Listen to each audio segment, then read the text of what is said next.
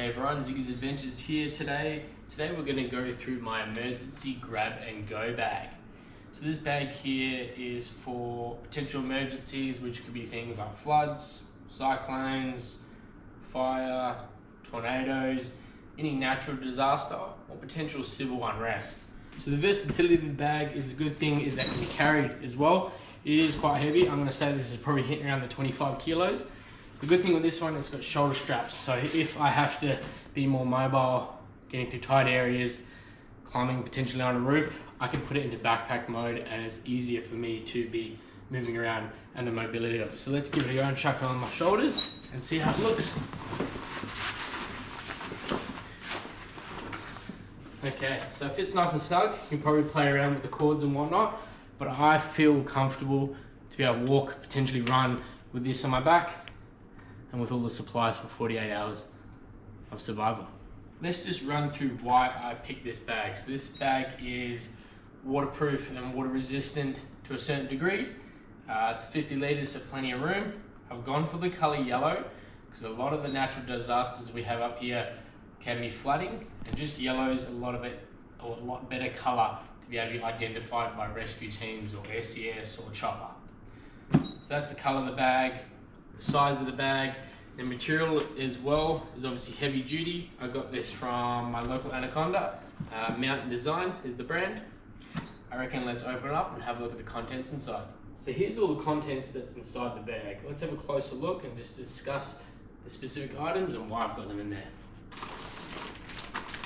First up, I got an emergency radio, which has a hand crank and has a solar feature and USB and battery charging.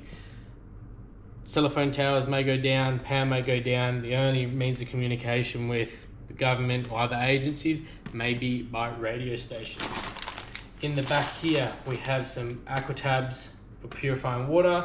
We also have a little emergency cook stove, which is just tucked in there nicely. We've got some leather gloves, little pocket knife, and a paracord. So you got 30 meters of that there. So all those things can come in handy with trying to secure a structure, moving structures, could be a fallen tree or stuff like that there. So multiple uses of the stuff in here.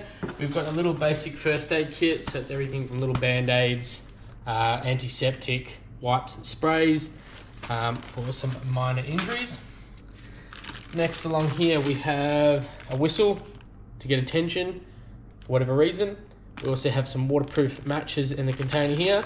On the back, we've got a signaling mirror with a little compass if you need to get an attraction of planes, helicopters, or rescue teams. And we got some double glow stick in here, 12 hours lasting life. Underneath here, we also have an all-weather survival blanket.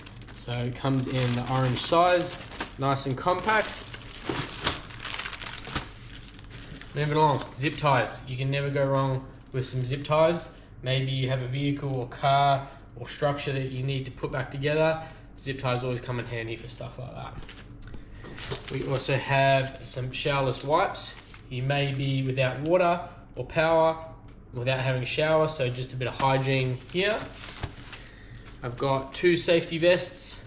Yet again, same with the colouring. You never know when you might need to be identified. You could be in water, you could be in thick smoke, you could be in a storm and just need to be spotted and not get run over, hit, or identified by a mobile plant. Moving along, we've got a couple things in this pouch here. So we have a pocket hand warmer to keep warm during the nights if it gets cold. I've got a poncho in the middle here, yellow poncho, and you've got a survival blanket to obviously stay warm during cold climates. Moving along, we've got a pack of cards, could be Uno or cards. You are obviously going to be without power, it may get bored or boring, so at least you have some form of entertainment, whether yourself, partner or friend that you're with. Moving to the back here, so we have got some solid energy multivitamin bars. So these are from Germany. These are called the Conva Next Gen.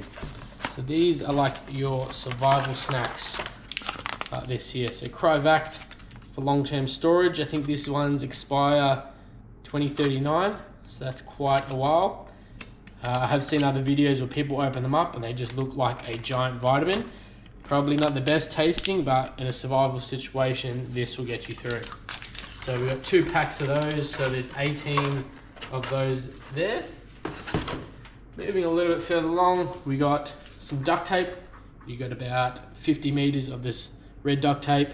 Yet again, good uses, securing items, door frames, windows, stuff like that. Moving a little bit along here, we've just got our simple head torch, which just has different features to light up. Turn that one off. We've got some spare batteries for the torch, for the radio, to replace them in. So we've got some AA and we've got some AAA somewhere in here as well. Moving along, we've got a jet lighter. So as much as we do have the matches, we do have the jet lighter as well. Windproof, never had issue lighting it, never had issues with creating a flame or fire with it. Moving along, we've got our bushman or bug repellent. Being up in the Northern Territory, if we had a big flood or downpour, mosquitoes are going to breed like no tomorrow. The last thing is I want to get dengue fever, Ross River virus, or any of those mosquito bloodborne viruses whilst trying to survive. Moving on, I've just got my typical Leatherman multi-tool. Obviously got a whole range of tools and attachments on here, everything from a can opener, pliers, knife, saw, all round compact little gear. Got some toilet paper, still have to do business.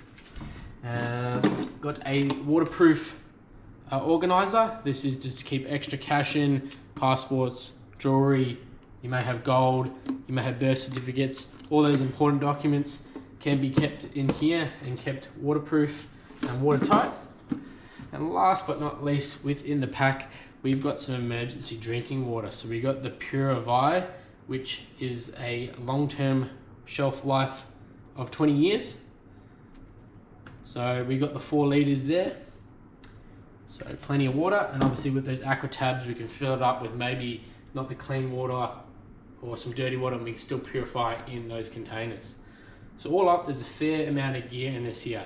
This here is supposed to help us to be able to survive or get through at least 48 hours, 2 days, in an emergency for an array of situations. So this is the grab and go kit. I hope you like the video. Stay tuned. I'm going to be going through another video on my household emergency kit if we had to be locked down in the house for an emergency or situation. If you think I'm missing something from this kit, let us know in the comments and why. I'd love to hear your feedback. This is my first time making a proper kit and first time going into the cyclone season up here in Darwin, Northern Territory.